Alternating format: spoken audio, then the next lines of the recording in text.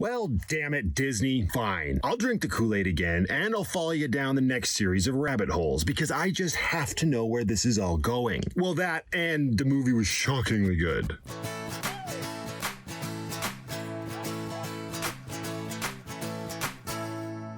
Now, when I say that this movie was shockingly good, don't take that the wrong way. It's not like it's the best movie of the year or anything.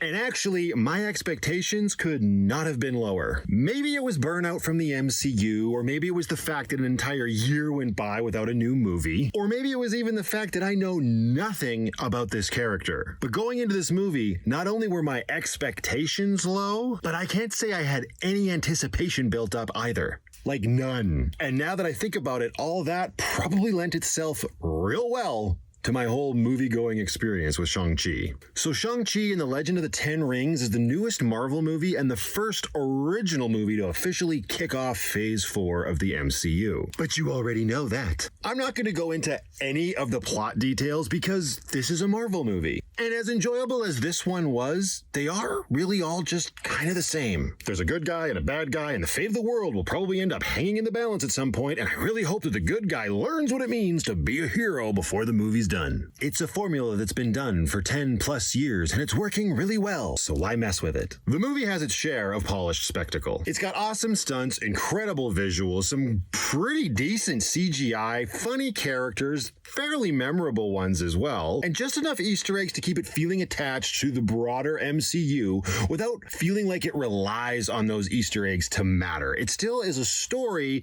that stands on its own. And it's actually that story that I really liked. I had no idea that at its core, it really is a story about family. And that was the entire thing. Sure, it has grand scale stuff going on in the background. What MCU movie doesn't, really? But compared to some of those other bigger name films, Shang-Chi had a really intimate and personal story. And that was a pretty good way to start the next chapter. The personal story also helped elevate the bad guy's character, something that Marvel movies have been getting much better at lately. It's not Shakespeare, but it's good. That's just me using that expression. I don't really think Shakespeare's that good. But it's got great emotions and relatable situations. The story also does a decent job of explaining why Shang-Chi wasn't involved in any of the first 3 Phase Marvel movies. That's hard to say. And that's something that I think a lot of these newer Marvel movies are going to have to deal with going forward. And anyways, here it makes sense. Just don't focus on that stuff too much. I really like the performances in this movie. The 2 leads, Simu Liu as Shang-Chi and Awkwafina, I'm assuming not her name given at birth, but who knows these days, as Katie, did great jobs. The character of Katie could easily have been that annoying sidekick that you just want to shut up and go away and wish that the screenwriters hadn't included. And I'm actually sure some people may end up feeling that way. But I thought the actress did an excellent job and that the character fit into the story perfectly. When she saddles up with him when he's gonna go get on the plane, I thought, good, let's see. I want to see what else she has to bring to the story, and I wasn't let down. I really liked her inclusion, even if it was stereotypical. But hey, Shang-Chi himself is a wisecracking pretty boy with daddy issues. Yeah.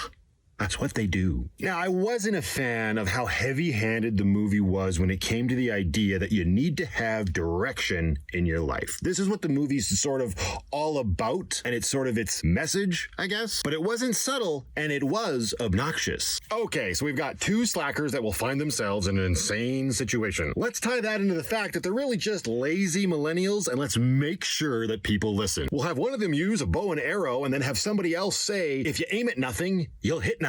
Oh, wow, just like the directions of their lives. Also on that note, there's this one scene in a restaurant where Shang-Chi and Katie are hanging out with a couple of their friends, and the one friend is sort of grilling them about their lives. She basically says something along the lines of that they both need to grow up and start acting like adults, and you know what, normally advice like that I guess would be fine in a movie. But this character then uses the decimation as an example for a motivator. That made 0 sense to me. If you are saying that any second you might get snapped out of existence, or that if you did get snapped out of existence and got brought back, neither of those situations seem like good arguments to grow up. If anything, they argue for the exact opposite. Go have more fun with your lives.